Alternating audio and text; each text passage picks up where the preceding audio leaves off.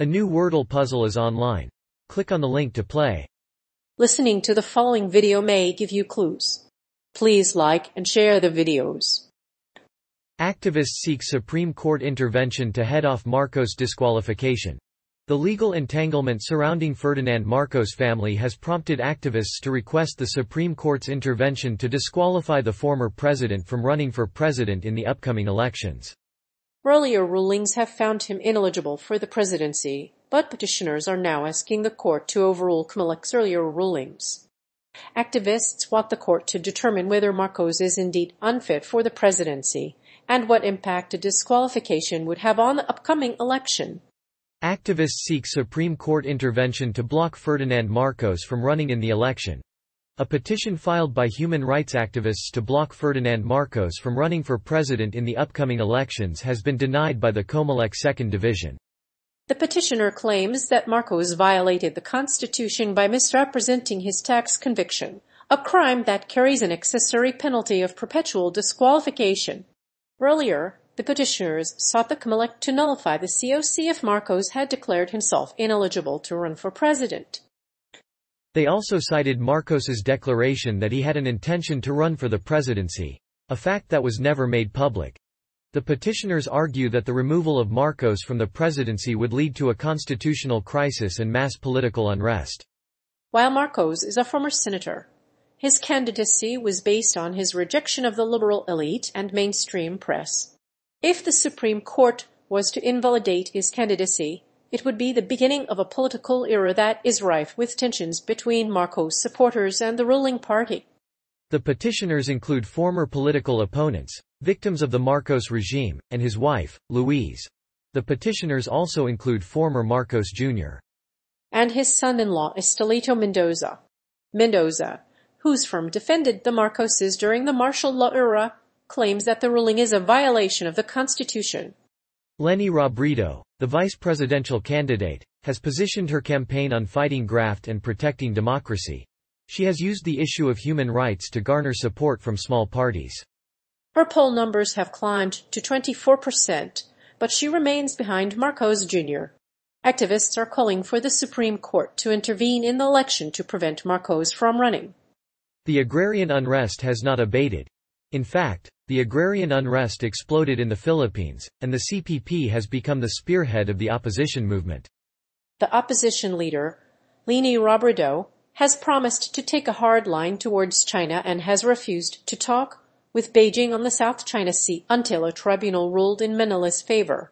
Beijing is unlikely to concede if the Hague ruling, which ruled in favor of Manila, is upheld.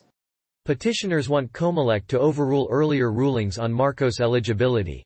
A second petition seeking to disqualify Ferdinand Marcos Jr.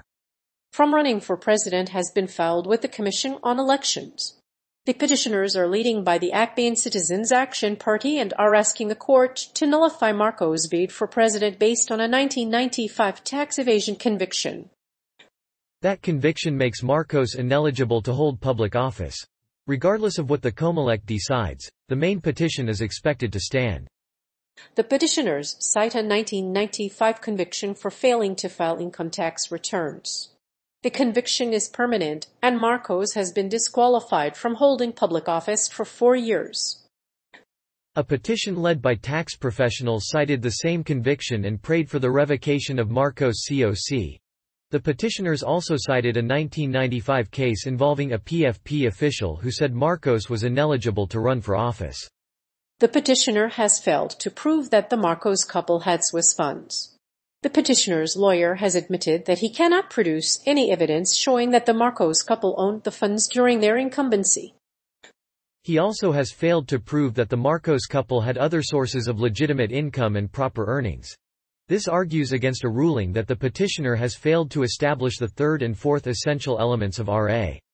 1379. The Sandiganbayan Resolution of January 21, 2002 was a landmark enterprise. It was initiated out of considerations of simple justice and sheer necessity. The national coffers were almost empty. The court was forced to intervene on behalf of the Marcoses in the interest of the people. The petitioners believe that the Marcoses have deposited ill-gotten wealth in Swiss banks. If that is the case, then the case could go to trial. Legal issues hounding Marcos family. The Marcos family is in the midst of a political comeback, but a legal battle is hounding them. After a failed presidential bid in 1986, the Marcos family fled to Hawaii. The late dictator died in exile 3 years later. The family returned to the Philippines in 1991 and became powerful politicians. Their son, Ferdinand Marcos Jr., served as governor of his home province, Ilocos Norte. Marcos Jr. ran for vice president in 2016 but lost. The Marcos family is battling to regain their stolen property. Their daughter Imelda has been convicted in a graft case involving the transfer of millions in ill-gotten wealth to overseas bank accounts. The Marcos family is appealing the ruling that they are not the rightful owners of the artwork. She is a longtime pro-democracy activist, but she is wary of her son's ambition to undo his father's crimes. In 1992 and 1993, the Marcos family entered into 2 deals with the Philippine government, under which the Marcos family would keep 25% of $356 million in Swiss bank deposits. The deals were never authorized by the Philippine presidents at the time, and the courts declared them null and void. The Marcos family continues to claim that they earned their wealth legitimately. But there are many questions about the legitimacy of those deals and their motives. The Marcos family has not had the luck of winning the elections. It has faced numerous legal issues and is fighting for the presidency of the Philippines. Ferdinand Marcos Jr. is a leading vice presidential candidate in the May 2016 elections. With his likely victory in the elections, the Marcos family will regain their political influence. However, the comeback will not happen overnight. A legal battle over the Marcos family's legacy will continue to haunt them. After years of public relations efforts, Ferdinand Marcos Jr. is now presumed to be the next president of the Philippines. He has allied with the Duterte Carpio party, which has also helped him achieve frontrunner status. According to the latest polling from Pulse Asia, the Marcos family is gaining support in big cities, particularly Cebu. The Marcos family's grip on power in the Philippines is particularly reprehensible since the country's constitution prohibits political dynasty. Impact of disqualification on election. The American system of disqualification is a sprawling, creaky, fragmented mess of costs and processes. In many ways, it is far too slow to confront the growing threat of anti-democratic behavior. Comparative experience, however, can highlight areas for improvement.